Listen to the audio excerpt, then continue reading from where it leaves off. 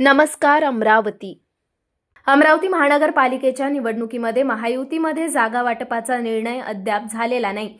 यावर आमदार रवी राणा यांनी प्रतिक्रिया दिली. भाजपा युवा स्वाभिमान शिंदे गटाची आमची युती पक्की आहे आणि आज जागा वाटपाचा निर्णय होईल अशी माहिती आमदार रवी राणा यांनी दिली. मुख्यमंत्र्यांसोबत बोलणं झालं आहे. आज भाजपच्या कोअर कमिटीची बैठक आहे. युवा स्वाभिमान संघटनेच्या काही सीटवर अंतिम निर्णय बाकी आहे. 90% काम झालं आहे तर आमची युती पक्की आहे अशी माहिती रवी राणा यांनी दिली.